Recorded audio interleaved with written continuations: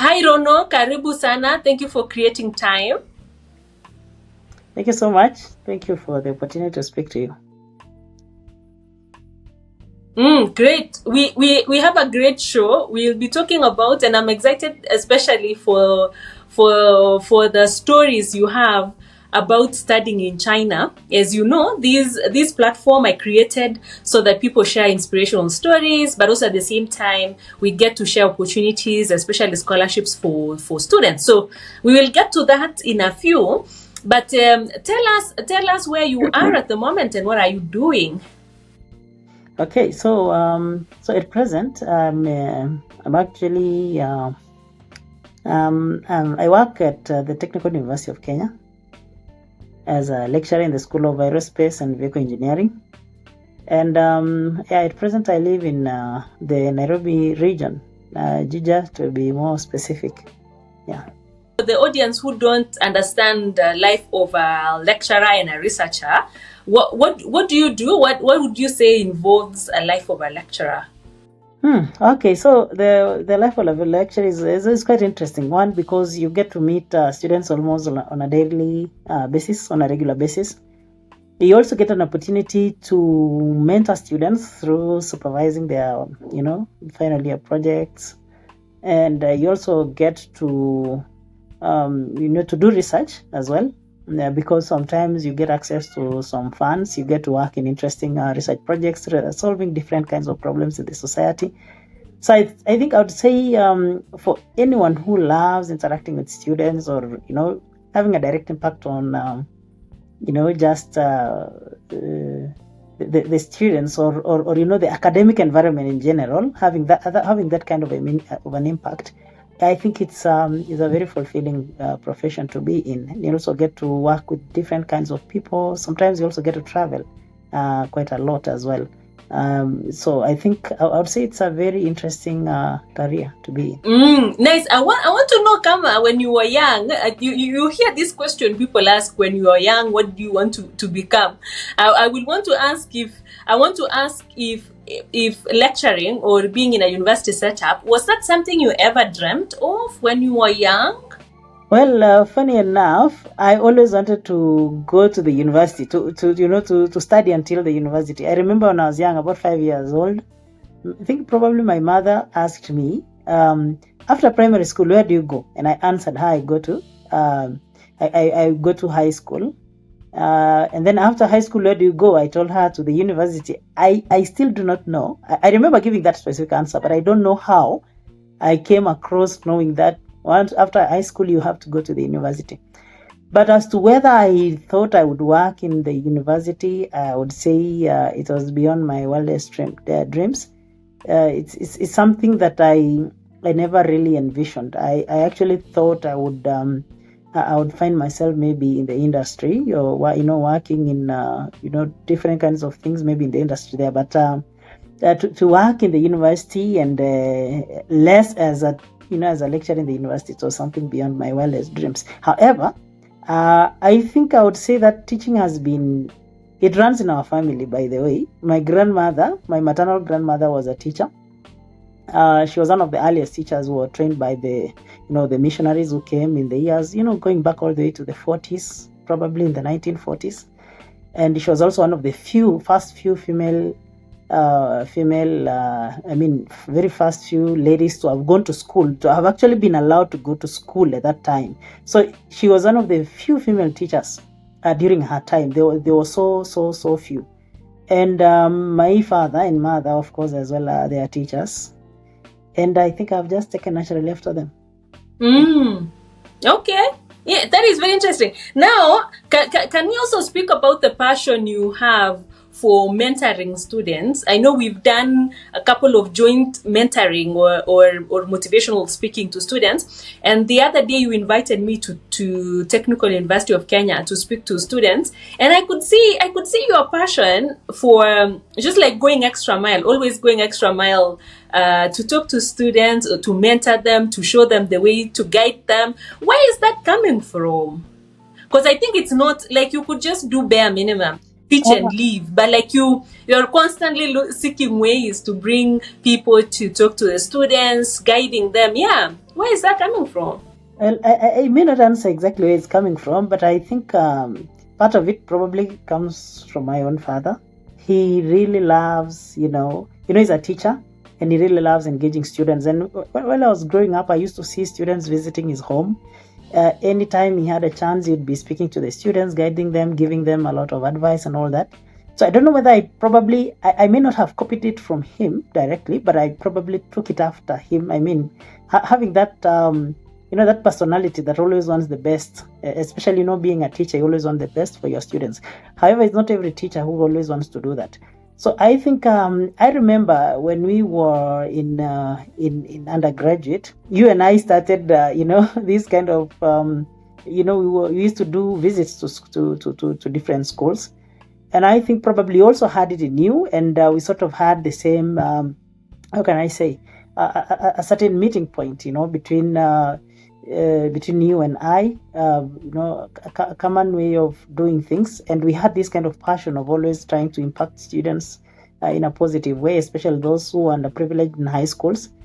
And I think since I started it, I remember, if I may go back a little bit, when it comes to teaching, when I was towards the end of my high school days, I don't know, at some point I once told myself that I want to teach in a primary school, in a high school, and in a university. I was just, probably just joking around, or, just mentioning it. But I probably brought on some positive energy to myself. And immediately after high school, I was employed in my, local primary school near my home to teach mathematics to, class 8 students. Those are the senior most students in primary school, because their teacher was away. It was just for a short period of 2 weeks. But when the teacher failed to come back, I was told to continue now for the rest of the term for another 3 months. And I agreed. And then immediately after that, some other high school that is near to my home again came and approached me and asked me if I could teach their students as well. And I went to teach there I ended up actually teaching for about 8 months in total, or I would say roughly 8 months. And then, of course, after university, now that's how I found myself now coming to work and teach at the university. So I would later on realize that I had actually completed or accomplished my dream of teaching in both primary, high school, and university. And in every stage where I went, even when I was teaching in the primary school, sometimes I would take some, say, 10 minutes or 5 minutes out of the ordinary class time to try and talk to the students and give them, some tips about how to handle their studies and all that. And the same thing when I was in high school, when I was teaching in high school, I would set aside sometimes even as much as 30 minutes, just talking. I would just tell them, today for the first 30 minutes, we are not going to we are not learning anything. So just keep all the books in your desks, and I'm just going to give you some life lessons. And I'll tell them so many things, especially the girls, about how to handle their own, study life, given that it is it's not a boarding school, it's a day school. And the fact that some of them do not have a chance to go and study after school hours, after like 5 or 6 p.m. They just go home, they have to go milk cows, they have to go, collect firewood. They have, all that kind of work that awaits, girls, or that our society expects girls to do. And so I would be telling them maybe ways of handling it, and maybe even during the weekends how they can get some extra time to study and all that. I would always be available for, what can I call it, for advice or any other kind of mentorship to them. And I think I probably just naturally took it up when I came to work in the university, from Jomo Kenyatta University of Agriculture and Technology. I think if you remember very well, I once called you to to actually talk. It was not really a very huge talk, but we had a small session with about 3 students. They were very bright students, and I thought they would really benefit from mentorship. And I'm happy that they are doing so well in their careers after they finished. It's something that really makes me proud. And it's the same thing when I went also to the Technical University of Kenya. I think it's something that I've just naturally continued. And I think I really find it fulfilling when I sort of sit and, give advice to students, and some of them take it up, and then they would always come and ask you for more and more advice and all that, and even in their career progression and all that. And I think it's something that is so fulfilling as a teacher when you see your students are doing well out there. So I think it's something that I just naturally find to be interesting myself. And it's commendable. It's very commendable. So you keep doing that. And I know the students appreciate. They might not say it, but I know they really appreciate. Yeah, let's go to before your current role. You studied in China, so I want us to go to because we are trying to share opportunities, scholarship opportunities for students. So I'm always curious to know, how did you know about the scholarship, and then how did you apply? Was it competitive? And then we will transition into your life in China.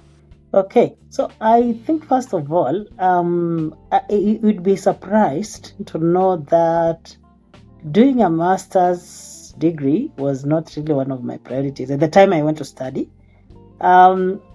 So I was not really seeking for an opportunity to go study abroad. And when I finished my undergraduate, I remember I really wanted to go to the industry, and I remember telling myself that I really have to go to the industry. I think I was feeling a bit tired, with having been in school for 5 years. Before that, another 4 years in high school. Before that, another 8 years in primary school. So I'd been in school literally all my life by the time I was finishing university. And I said, I think I just want to go to the industry and all that. But I think as fate would have it, I got employed to work in a university. And after getting to work in the university, getting that chance, I think naturally when you're in an environment where you're surrounded by academicians, research, and what have you, somehow you'd find your path, it's a sort of, some things do converge at a certain point, and you just sort of naturally feel like you also want to go back to school. And then again, I think you remember our classmates. We were basically academicians in our class, and I think you're the first one to leave for the UK. Immediately after that, we had the guy who left for the US. We had some other guys leaving, and I think about within a year and a half after finishing school, we had about 4 or 5 people who had left to start their master's degree. And suddenly that push came from within, that kind of a thing where you also want to be, in the same level, or you just want to catch up with your friends as well.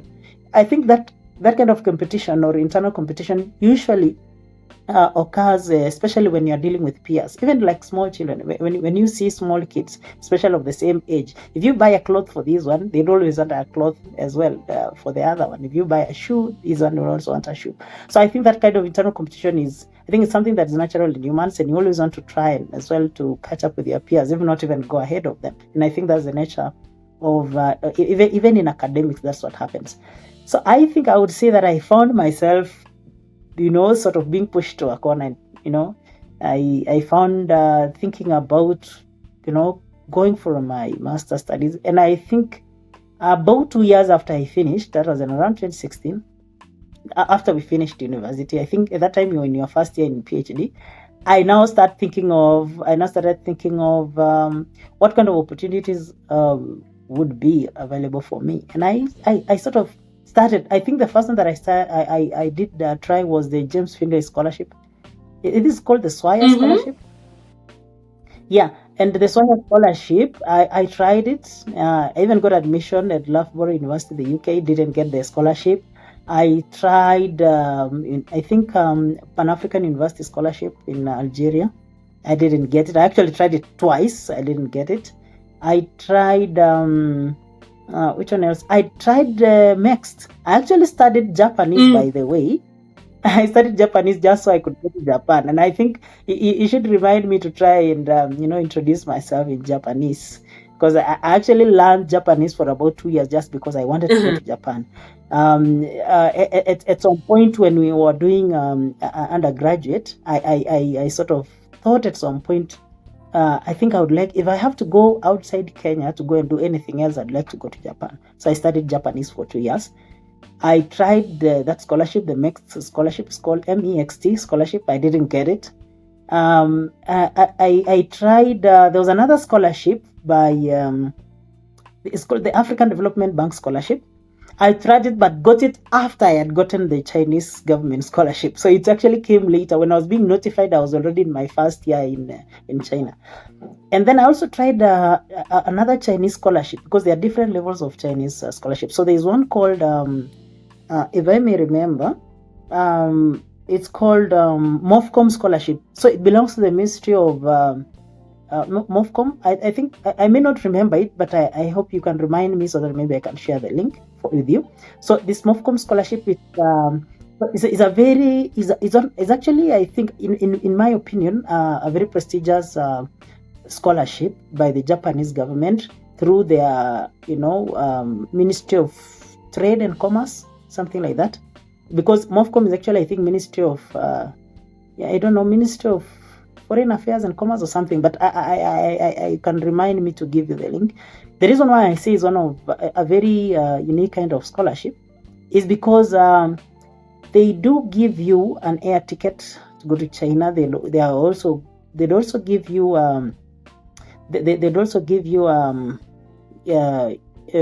when you reach there, they would give you a settling fee. So like they assume that, you've just come to a new place, you need to buy, new clothes probably, the weather changes, buy new things. So they give you some settling allowance, something like that, which is very good money as well. I cannot remember or cannot put a figure to that. They'd also give you a return ticket to home once every year, something that does the other kind of, government scholarships do not have, especially the CSC. There's one called the Chinese Scholarship Council scholarship. They only provide you, the CSC only provides you a ticket on the first time that you go and the last time that you exit China. But this one, if you go for 3 years, that means you have a chance to come home twice, after the first year and after the second year. And they'd give you tickets for that. They also give you book allowance as well. They also give you some book allowance. You can go and buy books, assuming they assume that it's a new country as well. They would also give you, if you're a master student, this is now the difference between the CSE and the MOFCOM scholarship. Now, in the CSE scholarship, if you're a master student, you share rooms. So you'll be allocated, if you're a master student, two of you will be allocated one room. And then as a PhD student in CSE, you live alone. Now, but in MOFCOM, even if you are a master student, you don't share a room with anyone. So you'll be allocated your own room. So you really don't have to share rooms. And the reason why I say, I talk about the sharing of rooms is sometimes, you understand, sometimes you go to a new country like China, you're given a room with somebody, say, from Benin, or DRC Congo, for instance. That person probably has his own lifestyle. You may not be comfortable with it, So those are the kind of inconveniences that sometimes, so you could be inconvenienced a little bit, especially when you get, the ordinary scholarship like the CSC scholarship. But in MOFCOM, you are allocated your own room, both in master's and PhD. So as a CST student, you get to, share a room. As a master student, as a PhD student, you get to your own room. You get to stay in your own room. So I would say that, so I tried the MOFCOM scholarship. Now, the MOFCOM scholarship, as I've told you, is, I would say, is a bit prestigious. And because of that, it's usually quite competitive. So I tried it and didn't get it. So I later came across, and this is actually very funny because just one evening, some friends come across, they just came and said hi as they were passing by, and they had some envelopes in their hands. And I asked them, what do you have in these envelopes? And they told me that they are scholarship application forms. Which scholarship is that? So it was the Ministry of Education scholarship. Now, the Ministry of Education usually gives different kinds of scholarships through the Ministry of Education usually handles so many scholarships. And one of them is the Chinese government scholarship through the CSE, what I've just talked about, that is the Chinese Scholarship Council. So Kenya is allocated some certain number of slots. So it's upon the government to select, students, and the government doesn't know who wants to go and study. So it's upon the person who wants to go and study to go and make an application. So you just make an application based on different thematic areas. You make an application, and then you go for an interview. First of all, they'd have to check your documents that they are in order and that they're legitimate and all that. And then after that, they'd invite you for an interview. Although I've heard of late that they do have another layer of interview, at our time, that was about 7 years ago, we only did one layer of interview. So they just have a face-to-face interview where they ask you, it would be something that takes about 15 to 20 minutes, depending on your area of expertise as well. So you'd have an interview, and then after that, once you pass that interview now, that would be the second phase. Of course, I've talked about the first phase is, the documents. They'd have to check your documents and all that. After that, once they're satisfied, they would now invite you for an interview. Once they are satisfied, then they would nominate you. Once they nominate you, then you are now supposed to apply for an admission to any university that is supported by CSE. Okay, so you apply for an admission. Once you get admission, then the ministry would receive the admission. Okay, so if you receive admission and the school is okay with you and your academic credentials and all that, then chances are you will be offered scholarship, unless something else happens. Maybe the school is not satisfied with the documents that you provided, for instance, or they feel like you don't meet the criteria, maybe in terms of academic qualifications and all that, because you're also competing with other applicants, so you're not the only one. So once you are once you get admission, then you'd now be given feedback by the Kenyan government, and then after that you end up now. You'd be given a letter from the ministry, and also alongside your admission letter. And then you just be given a ticket, and then you're told the day that you're supposed to leave. And then now it's you now to move into the new country, study, and then come back home. So how I came across, like I've told you, is that it was just through friends. So I was not at that time. I had stopped actively, searching, because I know your question of how did I come across it, but I actually made probably 7 different applications for scholarship without getting, and I just said, I think this is it. I think I'll just maybe give myself time so that I can start again. And then now comes these friends who are just carrying these scholarship application forms. I made the application, but to say the truth, I was not ready to go at that time, because at the time that I was now making the application for the one that I got, I sort of was not really mentally ready to go. So I found myself applying it, getting through the first stage. And one of the things, the reason why I say that I think, I don't know, I think I got it through, I don't know, probably it was just my time to go. The reason is, at that time, when usually the ministry wants, they would want you to have worked in the public sector for at least 2 years for you to be nominated or for you to qualify.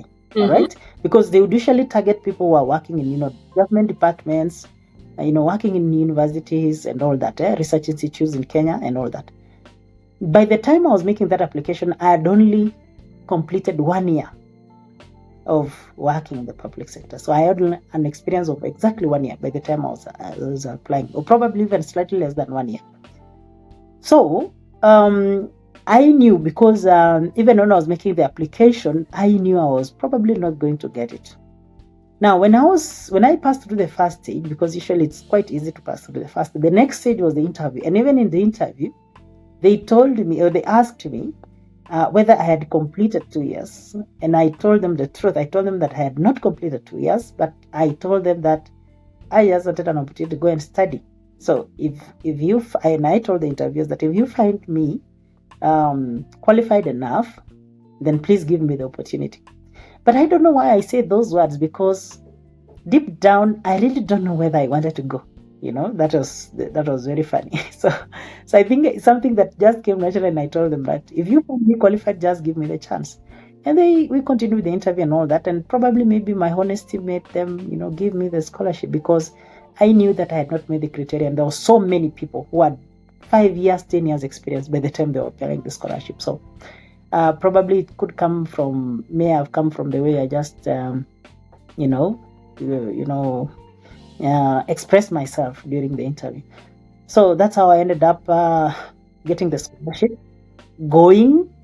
And by the way, again, something that I should tell you is that even in the time that I was going, when I was at the airport, I still wasn't really feeling that I was ready.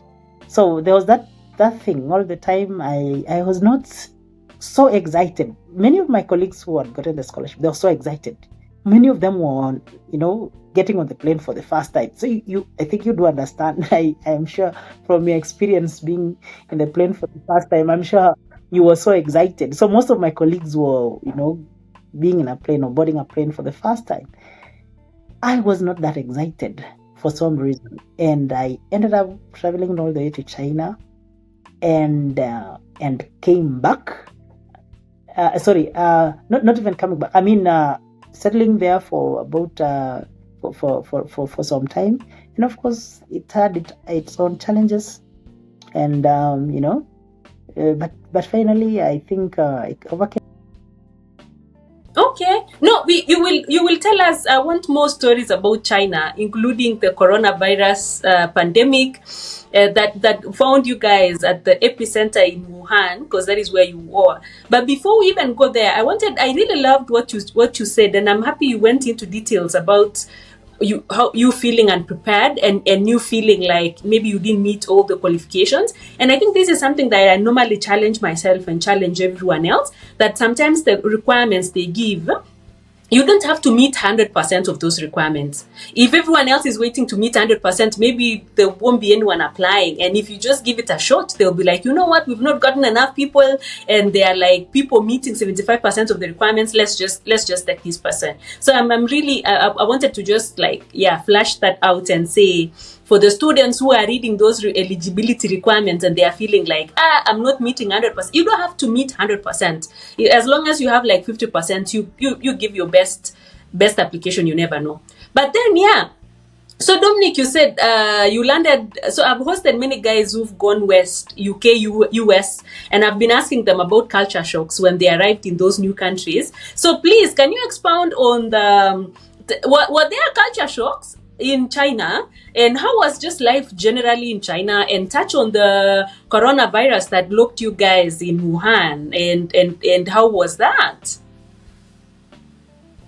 Okay, so I think culture shock in China is an understatement. I wish there was another word for that. I wish there was another word. Can you try? Can you try a word? Yeah. So now I'm coming from Nairobi through China Southern. Like I told you, everyone was excited. Everyone is on the plane for the first time. It wasn't the first time for me. Yeah. And we land there early in the morning. Yeah. Okay. It's 5 hours ahead. So our clocks we've lost time because we are going due east. And then we get to another airport that was Guangzhou. In Guangzhou. Then it's called Guangzhou Baiyun International Airport, and then we now travel a short flight, about 1.5 hours, to Wuhan Tianhe International Airport. Now, I think the first culture shock was probably in the plane. Well, I say that the kind of food that is served on the plane, I was just looking at them and asking, what is this? And then that was not even. I just picked a few things to eat, and then just slept kidogo. We were in Wuhan. Now we land in Wuhan. We take a train ride about 1.5 hours all the way to Wuhan city. Now Wuhan city is a very big city, by the way. It's a city of about 11 million people. So I don't even know in terms of square kilometers how big it is. But you can imagine, we landed at the airport, which is in the city. We take a train ride going at around 120 kilometers per hour to the next destination within the same city. So you can imagine how far that is. It's just within the same city to go to the university. We land there. The first thing that I meet is hot and humid climate. So it was summer during that time, although it was a bit late summer because it was September, but so hot, so humid. So for me, that was I would say maybe the second culture shock or something like that. So hot, so humid. Now we go to our hostels, because the first place where you need to go, and of course you just need to go get to your hostels first, and then the next day now is admission day, because they know you'd usually be very tired, so they just want to give you your hostel, because by that time they already gave us the list of, the hostel where I'm supposed to go. And we had Kenyan students. Lucky enough, we had so many Kenyan students who were waiting for us. We had already given them our details. They took us to the hostels. And another culture shock is that most of the people who were employed in the hostels, the people who were the janitors, the housekeepers and all that, they spoke not a single English word. Not a single English word. So I had to now depend on my colleagues who had learned some little Chinese to do some little bit of translation, and sometimes using Google Translate. Of course, Google doesn't work there, so they have another translator called Baidu. But I'm not sure, my memory still serves me right. Now we go to the hostel. We are given some blankets and all that, those kind of beddings and all that. Then we go to my room. I go to my room. I knock in my room, I open it, there is somebody who was already occupying. Like I told you, I went through the CSC scholarship. So in CSC scholarship, you get to share rooms, all right? So already my roommate had already arrived. He was from DRC Congo.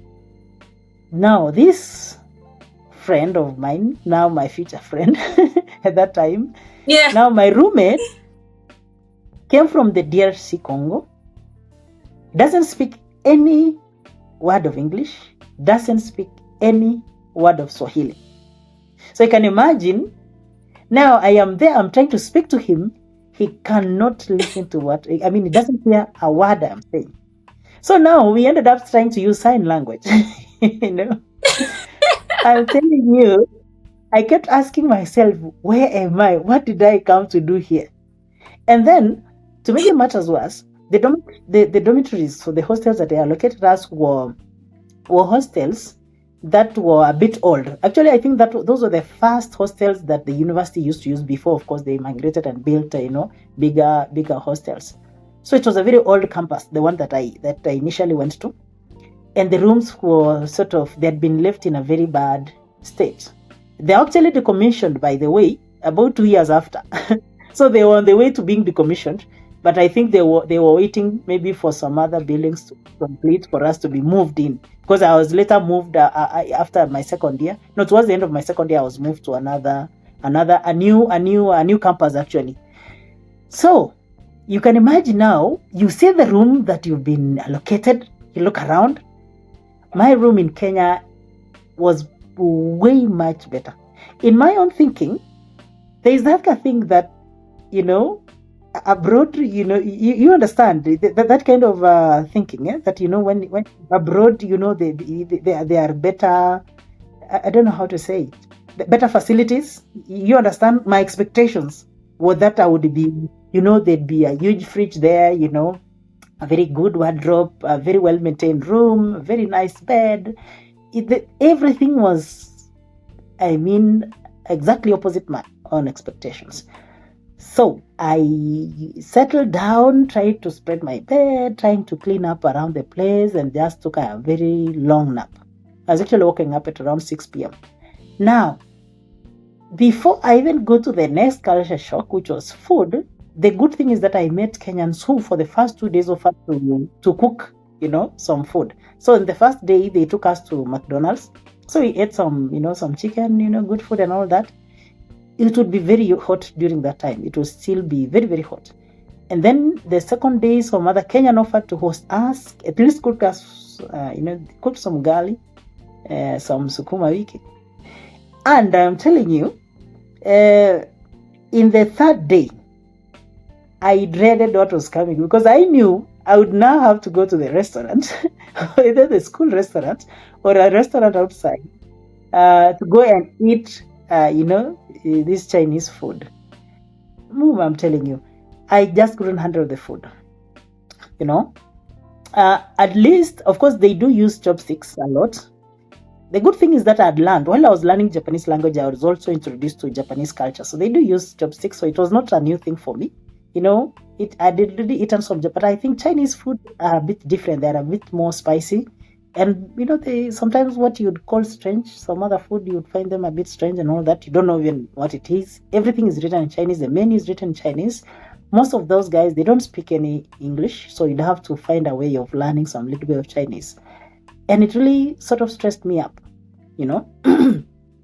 And I think just generally, again, what also sort of, I don't know how to put it across.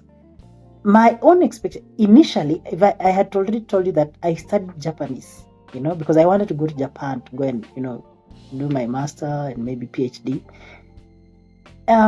So being in China was sort of, that was like the second, your second, is it priority? What would you call it? your what did you call option? it? Yeah, second option. Your yes. second option. But of course, the first option, no, it was not really a second option. It was no option. I mean, there was no other option. So I found myself there. Oh, so there was always that. I get you. Yes. So I initially wanted to go to Japan. So, finding myself in China, you sort of always tell yourself that this is not the place that I really wanted to be in. So every time I would have this challenge, for instance, talking to people, asking for directions, asking for food, or even knowing which food to eat, or even generally just, eating the food that they do provide for you. Every time I would be thinking, this was not even the place that I wanted to be in. And I think 2 weeks down the line, I just wanted to come back home. I felt like, no, this is not the life I wanted for myself. I just wanted to come back home. I was really a bit fed up with the kind of life that I was going through. I mean, the kind of experience that I was going through. I just wanted to come back home. But I think what made it easy for me sort of to maybe to catch up, or to say settle in and get used, was the kind of friends that I met. So I met so many Kenyans there. I met, there's a very huge community of Kenyans in Wuhan, by the way. They even do have a student union. So I was introduced to the student union. I was introduced to football. I love playing football a lot. So I was taken through the, different kinds of activities, during the orientation and all that. Going to the field, I started, playing football with some of these friends. And I think sort of, with time, I sort of got used to, staying there. Started getting used to the food. Started learning how to cook my own food. I would just maybe go to the market, buy some vegetables, some potatoes, some rice, some chicken, and I'd just cook something that I would ordinarily eat back at home in Kenya. So, I think again with time, I sort of got used to with time, you do have so many activities. The learning process starts. So you have to go to class. You have to learn Chinese language. That is mandatory, actually. You learn Chinese language. And the reason why they do tell you to learn Chinese language is so that you can be able to, to even, say, board a bus by yourself, buy a ticket by yourself, go to the market, buy some groceries by yourself, go to the night markets here, you buy some clothes for yourself and all that. So it was just a way of giving you some basic Chinese classes and also some bit of their culture, so that you know what is okay with them and what is not okay. All right. So I think in the process, I sort of, started learning the motions of these things, going to class. And I think with time, I also find a very nice supervisor. I found a very nice supervisor, by the way. He'd studied in the US and he was so good in English. And I talked to him about the challenges that I was facing, and he really helped me to settle down. He would invite me to his, although at that time I had not started my research, I was supposed to go to class for 1 year first and then research 2 years, because it was a 3-year course. So he started inviting me to his research meetings, so that I would, feel like there were other people as well. And in the process, I also started, getting ideas of my own, getting the hang of the research that I was also expected to do. So I think it sort of really helped me to settle in through. And then I think towards the end of my first year, I was elected as one of the student leaders as well. So I think having those kind of roles and all that, it really made me accept that I was there to study and I was not going to come back home empty-handed. So I sort of forced myself and told myself that this is it. There's no other way. You just have to finish it.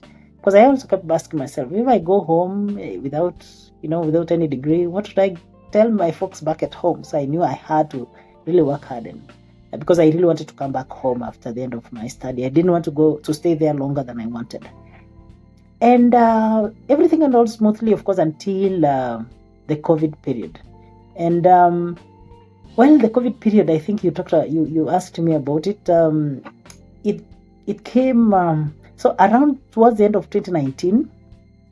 There were bits of some rumors that there was some flu-like, I don't know, illness or something. So no one really knew what was happening. So we were sort of told that there was some flu going around. We have to, sometimes maybe wear a mask, check our temperatures constantly. If you feel anything, you just go to the hospital. They really didn't make it look like it was something that was serious.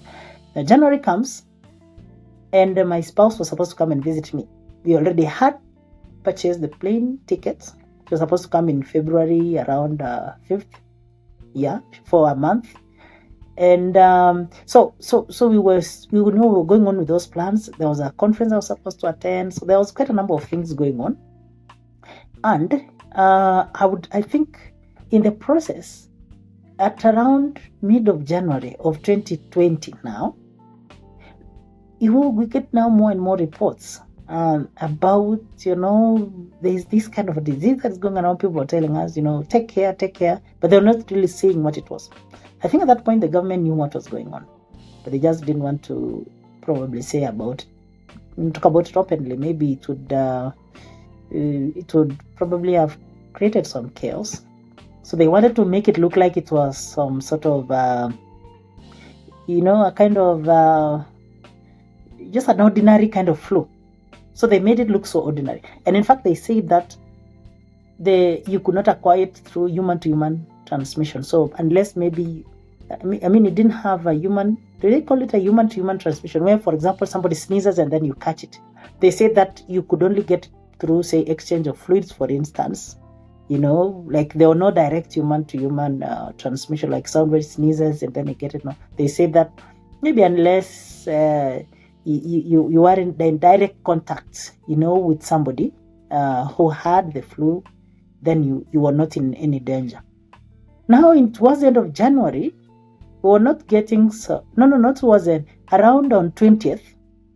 Now, the reports, that was 20th of January, the reports were now intensifying that, this thing is looking a bit serious. And then on the 23rd of January, out of the blues, we get reports through, different kinds of social media that all airports in Wuhan, including the main airport, was closed. Definitely, all train stations in Wuhan were closed. So no train into and out of Wuhan. And Wuhan, by the way, Wuhan is a city. All right. So, and the city is in a province called Hubei. Okay. So initially they closed Wuhan, like the first 3 days, I would say. So they didn't. So there was no immediate lockdown on movement of people physically, but there was an immediate, lockdown on transportation. So they started the transportation system. So, and the cabs as well. So no car on the road, no bus on the road. Just maybe people with motorcycles. You could just move around with your motorcycle, with your bicycle, and all that. Now, the next day, the third day after, that was after 23rd. The third day, we wanted to go to our labs. We are told that you cannot come to the labs. You're supposed to stay in your rooms. But what about the research you are doing? They say you just wait for directions. Now, the next thing is so it was very gradual. The way these guys did it was so funny because it was so gradual. Now, the next thing was they initially we could still read, because in China, what they normally do is that they could have a cluster of universities in the same place. So you could have 3 universities, literally, neighboring each other. You get out from this gate, the next gate that you're entering, just like a few meters, is another university. Or you just cross a fence, or a gate, then you're already in the next university. So we could visit those universities because there were so many Kenyans. So initially they started curtailing, right? So you can't visit that university. And then after some time, they sort of said, we can't go out of the school. All right. So if you want food, you order them online. The good thing with the Chinese system is that the online purchasing system is so well developed. So they have really developed their online, purchasing system. The online retail system, I would say. Now, so we stopped. We couldn't live outside we could go outside the school or the campus. Let me say the campus, because the university was big and we were in different campuses. So we had like 5 campuses. So in our own campus, we couldn't go to the next campus, all right, even within the university. After that, they say that you cannot move, even to go to the field to play. So they sort of just curtailed it. And then after about 3 weeks, they said you can't even move outside your own hostels, outside the gate of your hostel. In the 4th week, you cannot move outside your room. So you can imagine how they sort of, it was so gradual, and we felt it, Now, when we were now confined to our rooms, that's when a lot of things did happen. So many people went into depression because they couldn't do normal activities, like even basking in the sun. Those things that you normally take for granted, basking in the sun, sitting somewhere talking with just your colleagues after work, just walking down the street, getting some grocery, coming back. Those things that we normally just do every day and we sort of take them for granted. We couldn't do that. So it was a total lockdown now. At that point, it was a total lockdown. I don't know what they called level what. I think there were different levels, maybe like level 1 lockdown, level 2. I think we were now in level 5, where now everybody's confined to the rooms. You only come out when you are given supplies. So every Thursday, they would bring us food supplies, and you'd have to keep distance. So you'd have to come, take yours, go back to your room. You can't even meet with the next person. And in some universities, I am told that they used to cook the food, and then they'll just bring them to your door and knock and then leave. But in ours, they would now bring, fresh food supply, veggies, cooking oil, all those things, the grocery supplies. And then you just make the meals by yourself. If you also needed anything, you could just buy them online, and then somebody would deliver it, and then somebody just bring it to your door, knock it and leave. All right. So I think we did that for about 2 months. And then after that, we were again told, this was also a shock, because most of us had not really completed some areas of, like for me, I had some small section to complete my research. And I was told that now, unless it's something so major, then you just need to finish up with what you're doing, because the timelines for defense, this is defense, and the timelines for graduation were not going to change. So it really pushed us again on the edge, because a lot of the work that was incomplete, you just told, find a way of maybe just completing it, because there was no way of going to the lab. So we just compiled the data that we had. We of course had written some voluminous material that was enough to maybe publish a thesis and all that. We compiled all that with the help of the supervisor, and then continued and then did the defense on time. We still did the defense on the time we would have had there been no COVID. We still did the graduation on the time we would still have done had there been no COVID. So it was such a stressful period. And by the time, so we were supposed to have left in July. Okay. So we were supposed to have left in July, but we couldn't leave because the airport in Wuhan was closed. The airport in Kenya again was closed, because at that time, in Kenya was also on a bit of a lockdown, though not very serious, but it was some sort of a lockdown.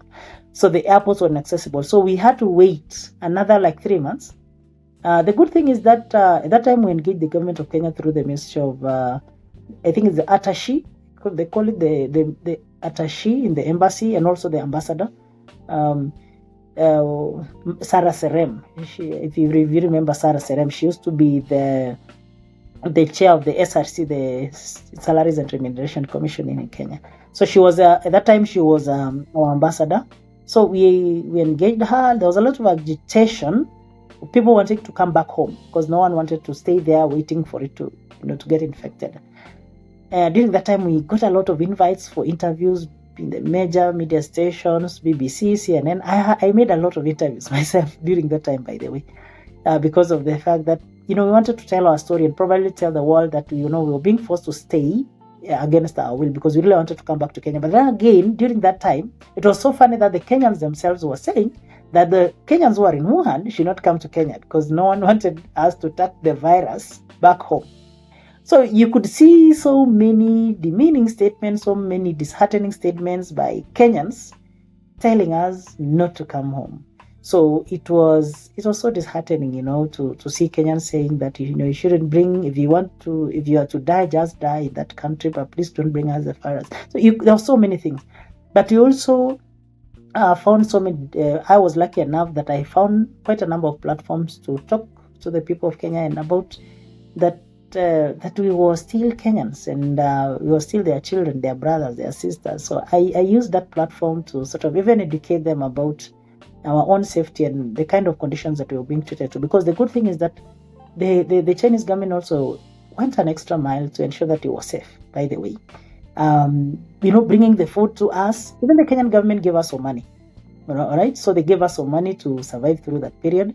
Because at some point, we overstayed even our visa, because my visa was supposed to, it actually expired in July 31st of 2020. But even by August, I was still in China. By September, I was still in China. So they gave us a way of applying for a new visa, some extension of about 3 or 6 months. They also gave us they used to give us food. They ensured that they give us a lot of food every Thursday.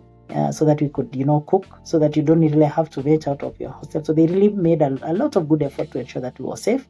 The Kenyan government also did a lot to ensure that, even just to assure the people in Kenya that we were safe. So I would say that it was a lot of mixed feelings about our stay there.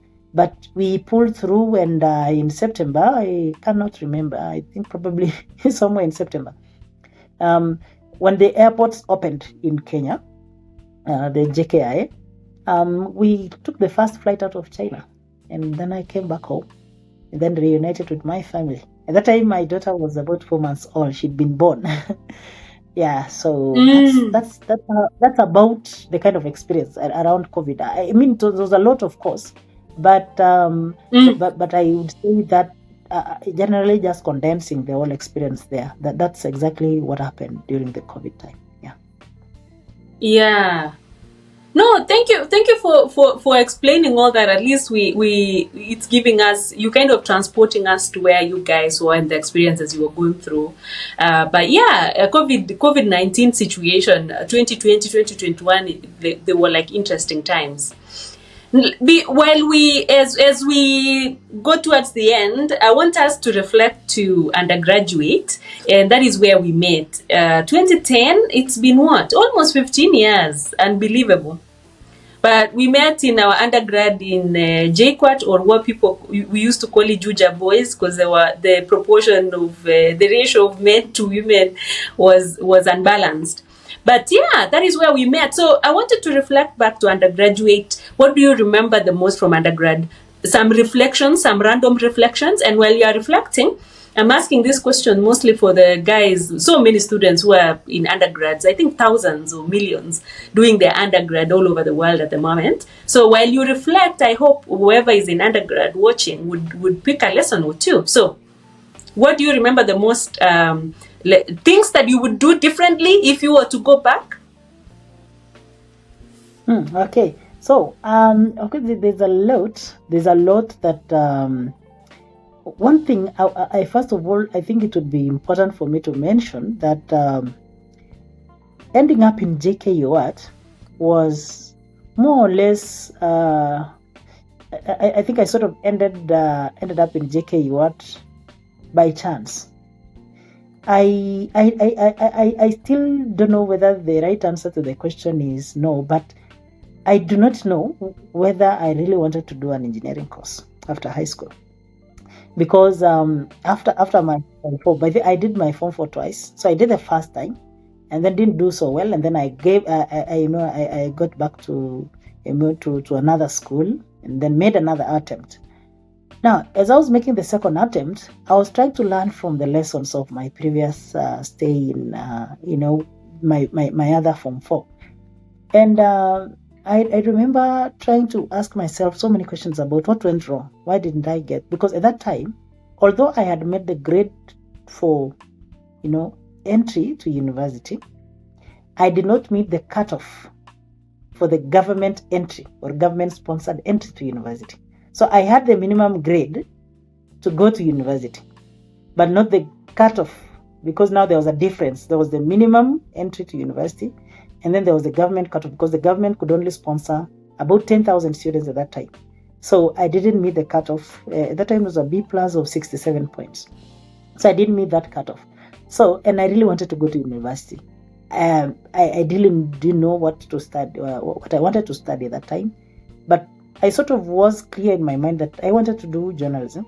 So I ended up going back to school because I wanted to improve my grades so that I could get, the minimum cutoff. I ended up doing more than was required. I didn't just get through the cutoff. I almost went through the roof, So I think because I learned some key lessons about what I want to do. Anyway, I was just repeating it. So I sort of had learned what I really wanted. And I ended up in the school that I had gone to, because I went to Kabianga High School and actually became the top student in that school. Although I stayed for a period of about 8 months, but I did so much. And then now, after I finished, as I was trying to learn about, to know what I wanted, I think that was the period where I went to teach in a high school, in both a primary and a high school. And then in the process, I got so many ideas, but it was clear in my mind that I wanted to do journalism, because I wanted to, I felt like I had a lot of creativity in me to go and to explore. I used to really love, writing articles and all that. I was actually an editor in my other high school for the journalism club. So I used to write a lot of articles, and all that. So I felt like it was just naturally in me. Creative writing was not something that I struggled with. I would just sit down and in 5 minutes I've already written something that is so interesting. So I felt like, print journalism was the thing for me. But at the time that I was going to apply for university, then somebody told me, no, you're not going to waste this grade because you have a very strong A minus. I just missed one grade. I actually missed 1 point to get to a plain A. And this guy told me, no, you have to do an engineering course. And I asked him why. Because people with your grade do engineering courses. So, and I don't know, it sort of confused me because that was what the society expected, right? And there was what I wanted. So there's what you want, and then what the society expects. So I ended up going to make an application for an engineering course. I even didn't know what an engineer does, because I'd never really concentrated in knowing anything about engineering. Even when my friends were talking about, I want to do mechanical engineering, I want to do electrical engineering, I didn't even care to ask them what an engineer does, because I knew that is not what I wanted. Now comes a time when, this time when I have to make an application, I have to make up my mind. Then somehow somebody throws mechanical engineering, and I say, what's about? Just, it's about, machines and all that. And I say, okay, so which university? Somebody brings JKUAT. JKUAT sounds good. JKUAT is a very good university in engineering. I'd had some good stories about JKUAT. And I said, by the way, when I checked my cutoff, my grades were so good, I could literally choose any university that I wanted to do engineering in at that time. So I chose JKUAT, although even in the cutoff, I was sort of at the minimum level, but I knew I had some very good chances to come to JKUAT. After I had made the application, something suddenly in me now wanted me to really come to JKUAT. And I kept, praying a lot and say, I really wish I go to JKUAT. And I think that positive energy probably transformed now into reality when I got the letter to come to JKUAT. So when I came to JKUAT, there was a lot to learn and relearn. First of all, I had to train my mind to understand figures, mathematical numbers, And initially, I was working with words. The way my brain was, I loved words. Creative writing and all that. I was even a cartoonist at some point, by the way. I know something probably I may never have told you. Yeah, I used to make I don't very know. nice cartoons. Probably from primary school, I discovered that I had a talent to draw cartoons when I was in primary school. And it was, I came across this friend who used to love drawing after Friday. Friday evening was entertainment time. But this guy would stay around, look for old magazines, look for illustrations, these cartoons and all that, and he would just, draw them. So I asked him, let me just try. I drew something. It was not good, but it was good. After that, I would just remain behind with him every time to draw. lucky enough, I went with that same guy to high school. Now we had all the time, a lot, 4 years to now perfect. And I realized that I had a talent for it, because at some point I was actually doing better than him, you know. So, so I knew, having this, I actually started seeing myself as being both a cartoonist and a columnist. So I used to read a lot of novels. I think at the end of first term in Form 1, I had read all the novels that were in the library. Literally, I'm talking about all of them, because there was none that I found new when I was going in my second or third term. I would read until midnight, just reading novels. Midnight, saa saba ya usiku, 1 a.m., I would just be reading novels. And I really used to look up to Gado. I don't know whether you know Gado. He's a cartoonist in Daily Nation. Gado. I don't know the name, but I think I know the cartoons. Yeah, his real name is Godfrey Mwambewa. He's a Tanzanian, but he's been drawing since time immemorial. There was also KJ. Do you know KJ, the MP for Dagoretti North?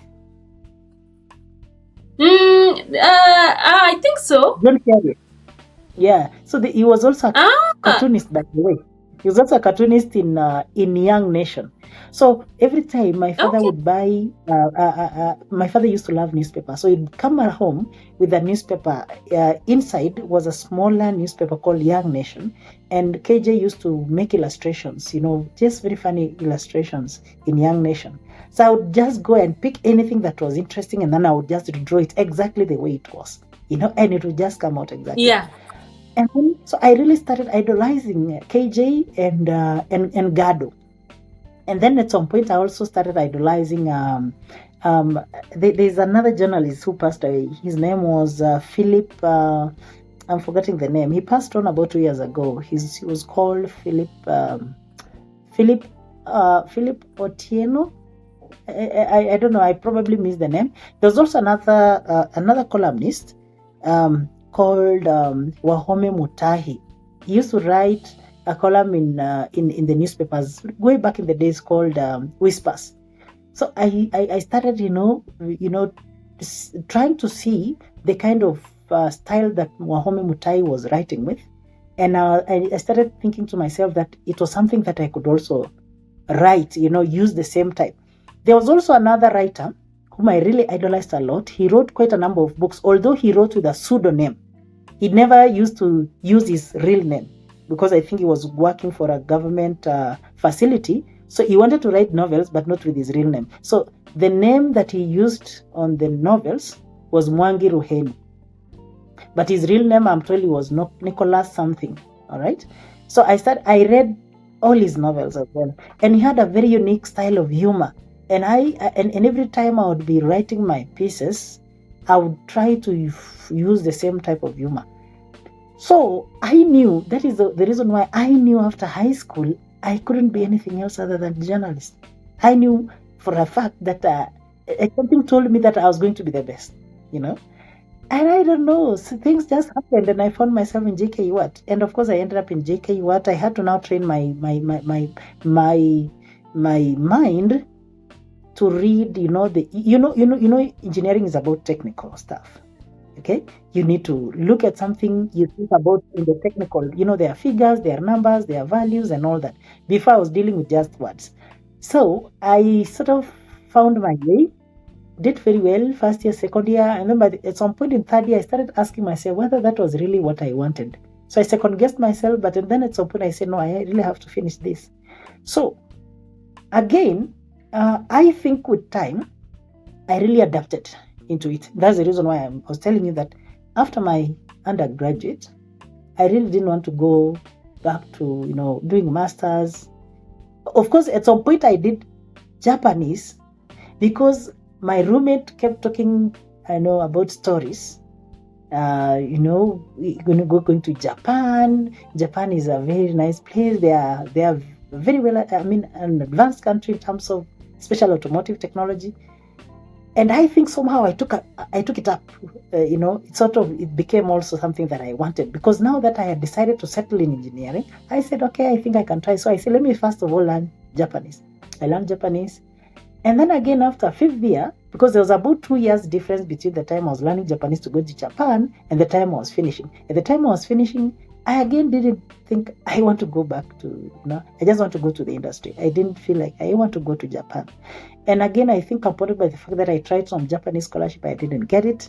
Sort of that dream, died. But I think it sort of resurrected again. That was how I ended up in China, and I think I already talked about that. So you talked to me about, or you asked me about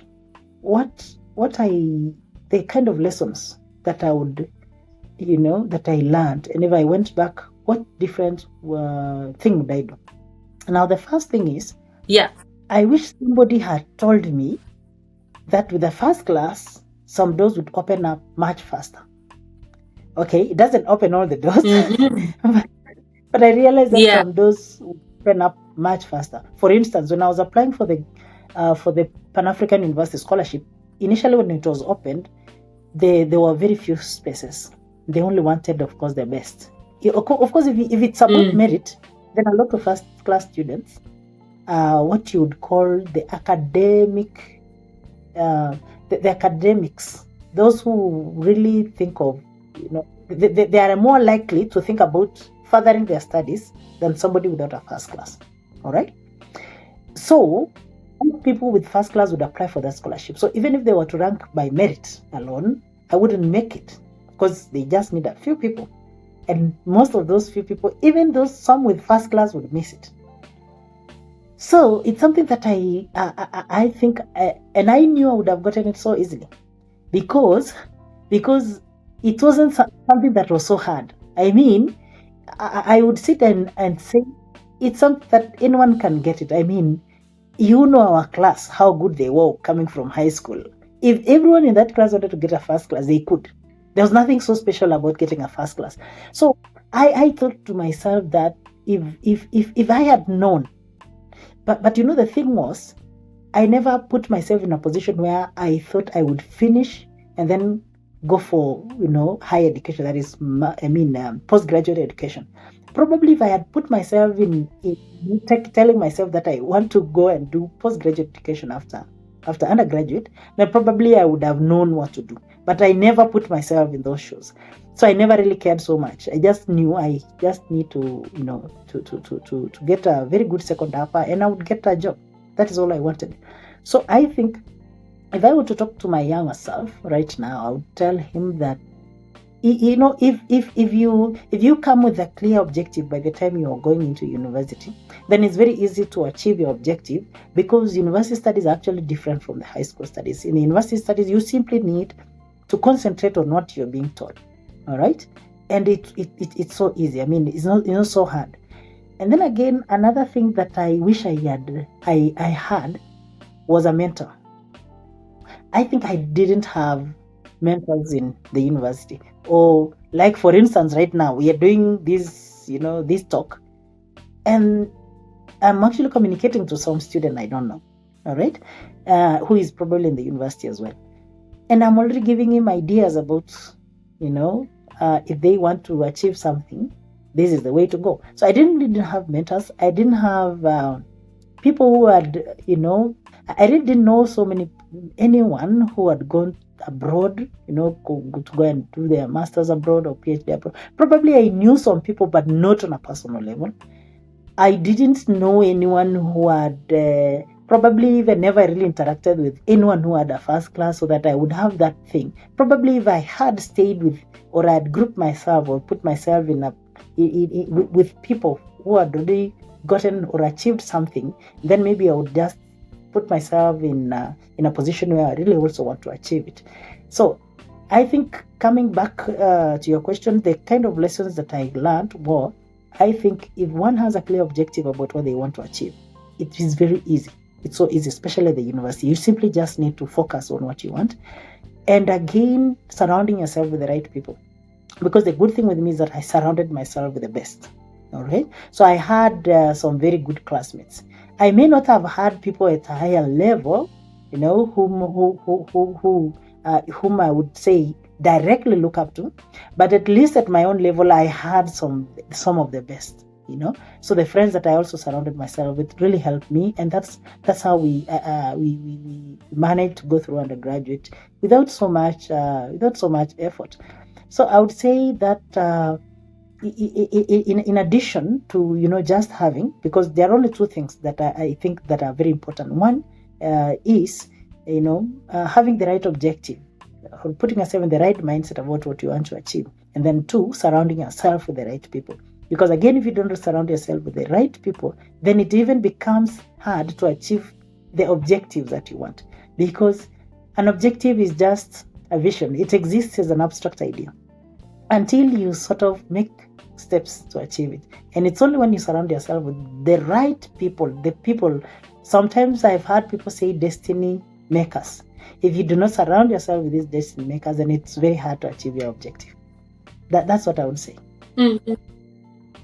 Oh, 100%. And I'm so passionate about the last point you made. And you remember we were having this discussion the other day when we were chatting about how my previous guest, Omai Joseph, said one lesson he's learned in life is that opportunities are with people. And literally, when I actually look back, everything, even the James Finlay scholarship that I got for undergrad, it was someone who mentioned. And if I had not started a conversation with that person, I would not have known.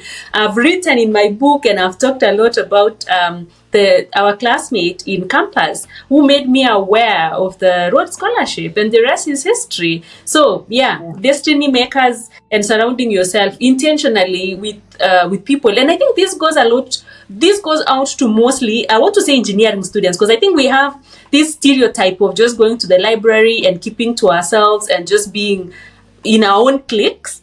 But then you have to intentionally move out of engineering department. Please attend rallies, intentionally look for opportunity to mix with other people from different courses, from different tribe, different religious group, and whatever. So I'm really passionate about that, because I think I also wish I had known that a bit earlier. Yeah. So last questions, and you were to introduce yourself in those 6 languages and speak about your passion for languages and culture, because I know you are really passionate about. So you will touch on that. So I'll just put it at the end of this video for people who want to hear you speaking in different languages. But I wanted to speak on why are you passionate about languages and culture, and then I think we are close to the end now. Well, I think having been outside Kenya a few times, one thing I've realized is that a lot of, especially, let me put myself in the context of the Chinese people, because I stayed with them for a very long time. One is that they really love their language and their culture. Some of the cultures that they practice go back 1,000 years, 2,000 years ago. They do have, even when you get there, there are certain festivals that are observed. In fact, let's even start from January. So they have the New Year's, and their New Year is actually usually comes around February, if I'm not wrong. It was February, the New Year, Chinese New Year. And then they have a new cycle of a year. So this is they have a certain cycle, the year of the dragon, the year of the dog, the year of the cat, the year of the pig. So they have that, and they have been practicing that for a very long time. Then you come to, I don't know, I may miss some, but there's usually a festival in May. It's called the Dragon Boat Festival. So I don't know, I think they believe that something with a dragon and a boat. I really cannot remember exactly, but I remember learning it in class. But I know they do it as a festival as well, where they would go to the river, they would have, boats, and then you would go and row. So it's just some sort of a festival. But I think it's in memory of, I don't know, somebody who was put in a boat or capsized in a boat or something. And then after that, they have, that is around May, around June, they have what is called Tomb Sweeping Day. So they sort of remember their ancestors. So they would go to the gravesites, they would sweep, and make the gravesite look beautiful. So it's a way of, just remembering the ancestors. They're Buddhist, most of them. And then again, they do have another festival called the Mid-Autumn Festival. Yeah, that is usually around October. So you'll find that around the year, they do have different kinds of festivals, and they date back all the way, 1,000 years, 2,000 years back. And then again, if you see, even when you come to here, to Kenya here, the Chinese have really spread their influence. Because one thing, even the people who colonized Kenya, the British people who colonized Kenya, they knew that for you to colonize, the people where you're going, first of all, you have to introduce them to your language. Once you introduce them to your language, they will take up your culture. Because culture, like the language carries the culture, all right? And that is the reason why even you see the Chinese, the Chinese people who've come to Kenya bringing their projects and all that, you'd find signages in Chinese. They would try to bring, so you even have the Confucius Institute, even the University of Nairobi.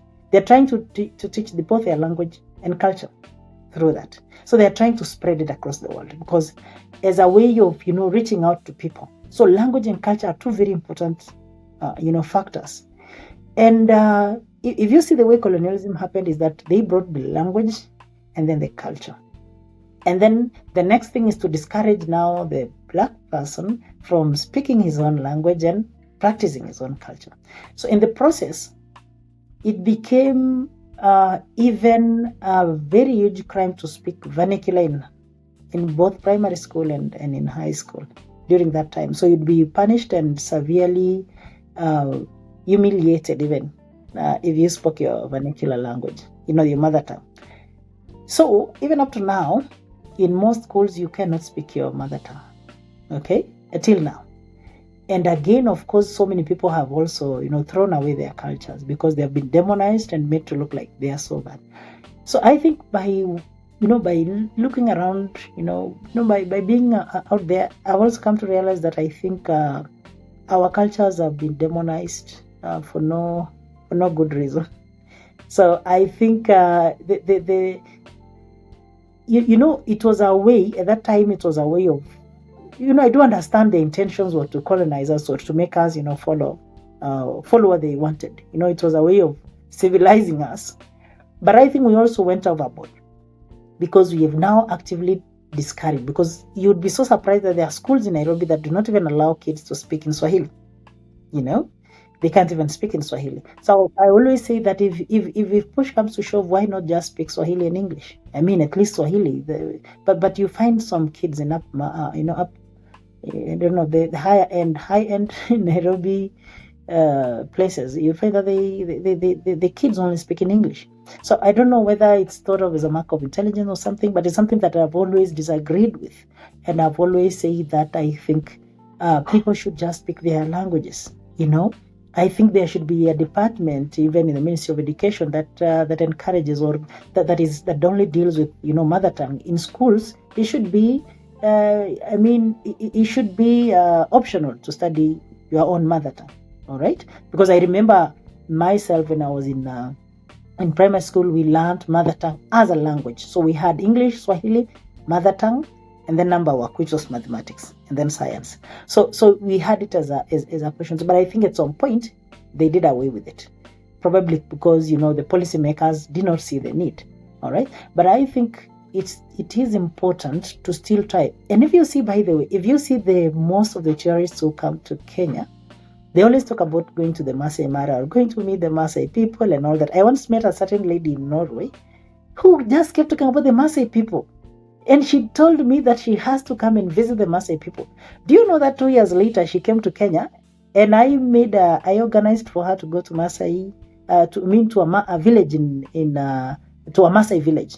I think I probably told you that. I must have told you that. Yeah. So it is what brought her, what really marketed us as a country or marketed us was the Maasai culture.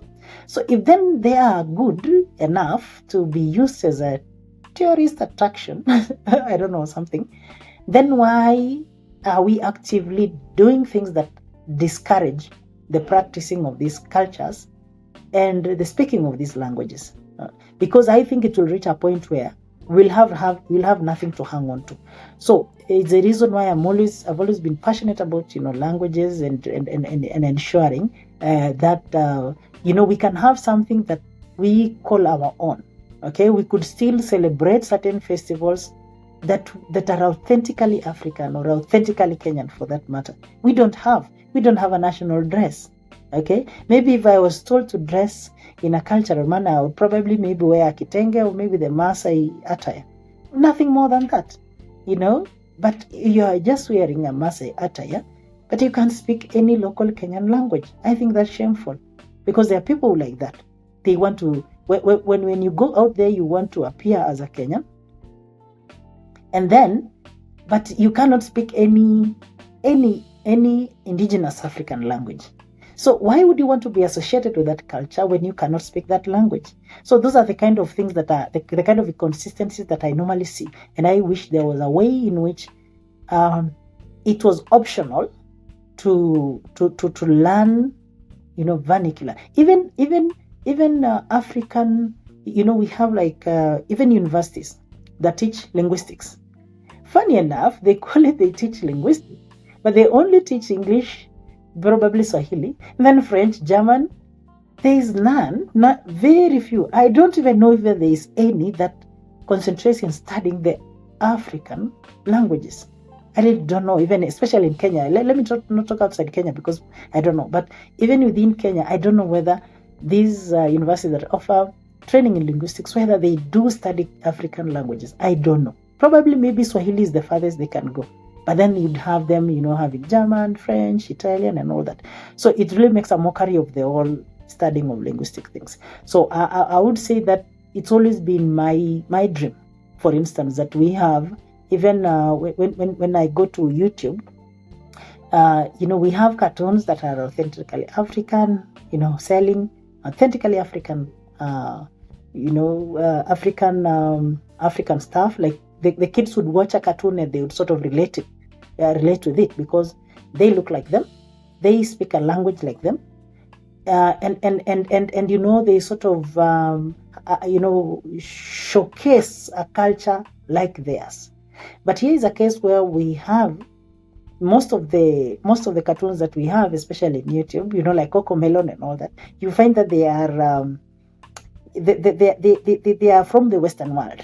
So you have a child who is African, who has this type of hair, looking at some kid with hair that is different from them, a skin that is different from them, speaking in a language and in a way that is different from theirs.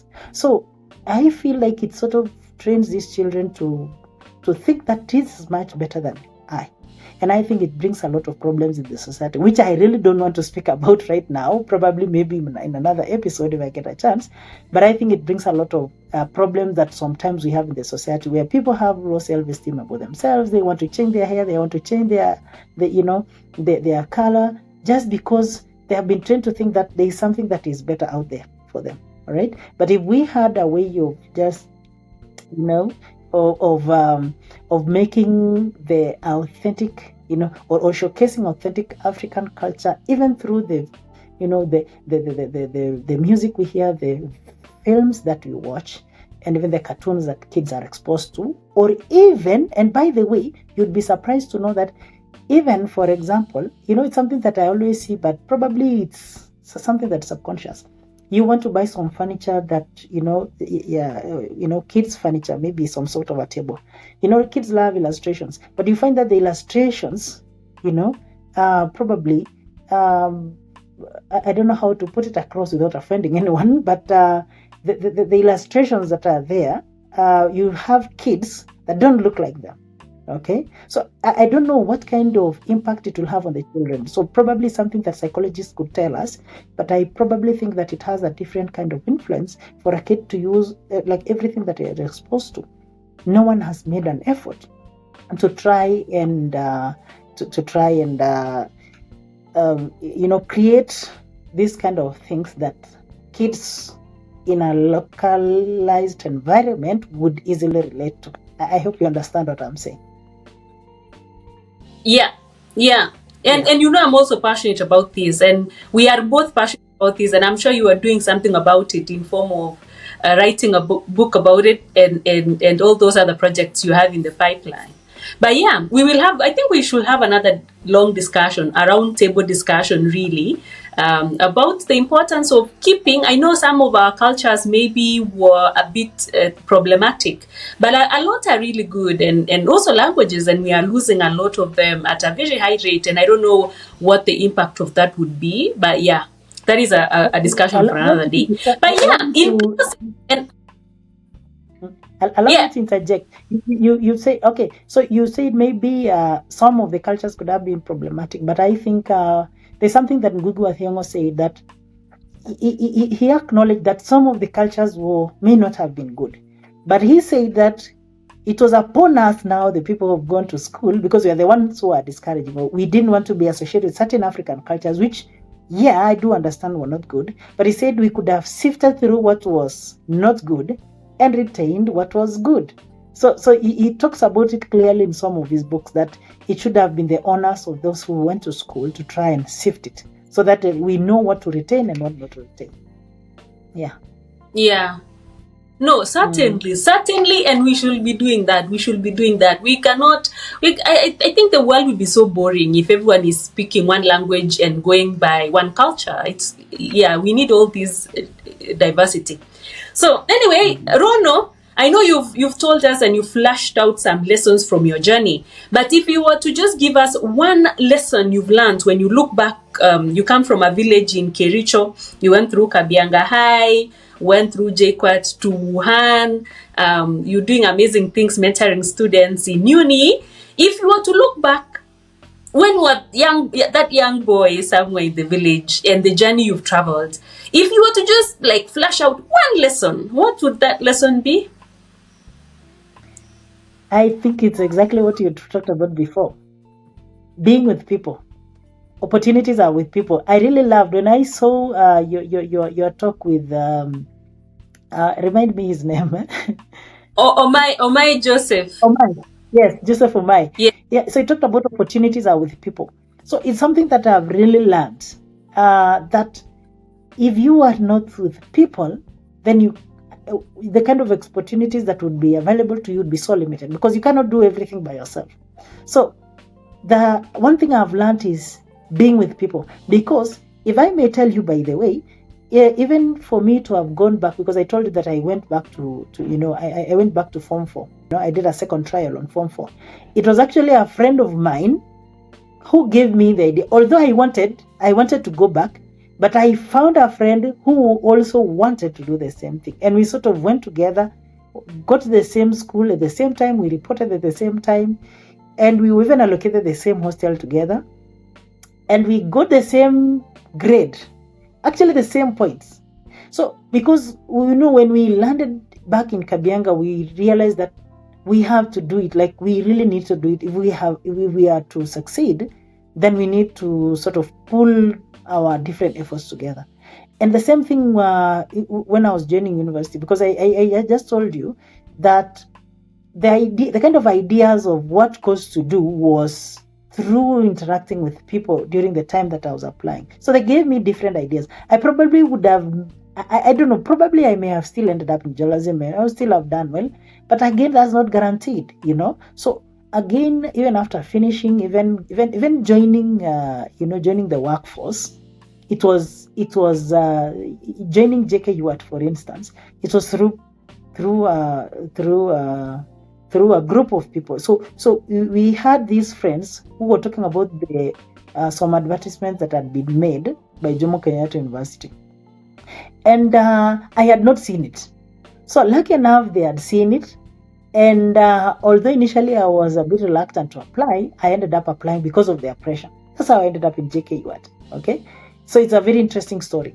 Again, if you see how I ended up in China, again, I told you that there were just some friends who were working around, and then I asked them what they are doing. They had these envelopes, and they sort of really pushed me to apply for it, even though I really didn't want it. So sometimes I feel like I may have been pushed towards my dream by friends. Of course, the effort at the end of the day belongs to you. But sometimes you need friends to sort of give you that little push. So if you do not choose the right kind of friends, and this actually goes out to anyone, even in the workforce, if be it university students, primary school students, high school students, if you do not have the right friends, then you cannot expect to do anything good with say your education, your studies, your stay in school and all that, because it's this kind of friends that would always sort of help you to focus on one thing, to converge your ideas onto one thing.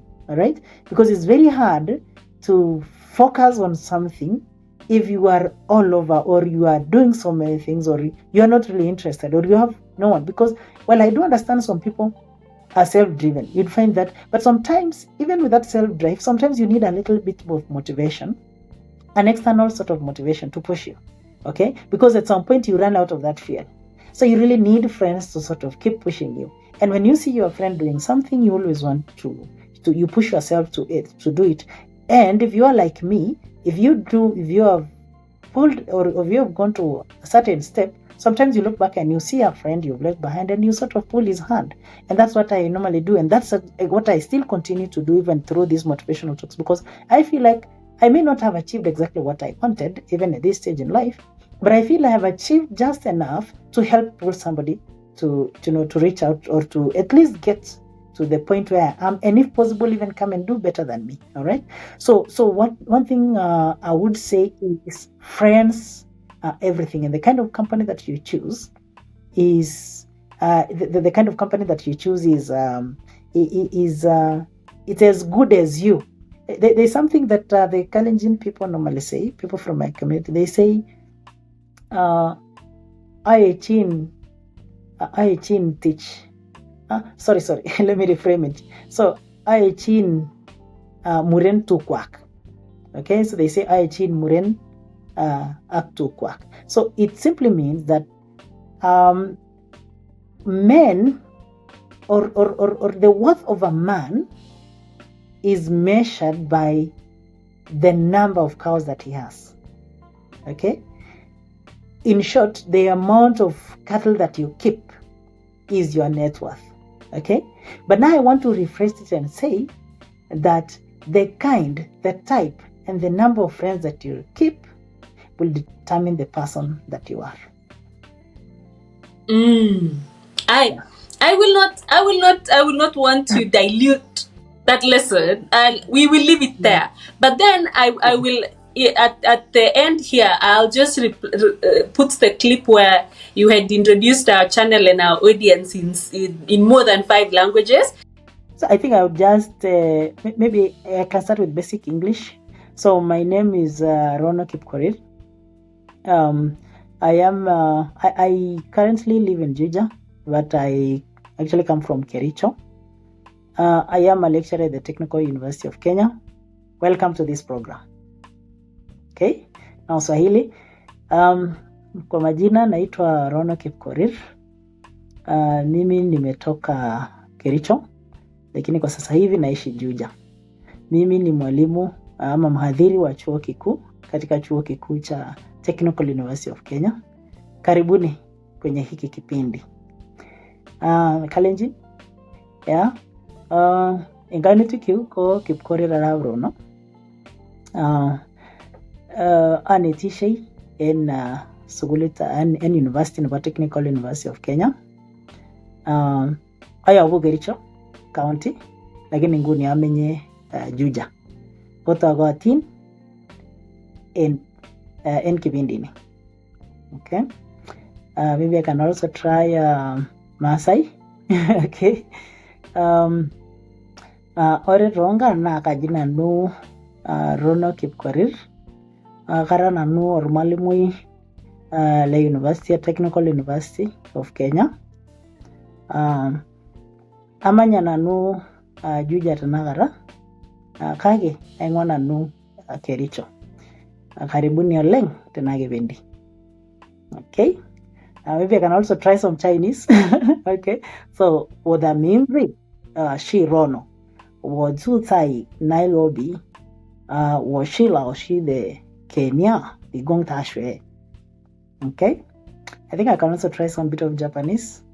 Watashi no namae wa Rono de. Nairobi ni sundeimasu. Demo watashi no furusato wa Kericho desu.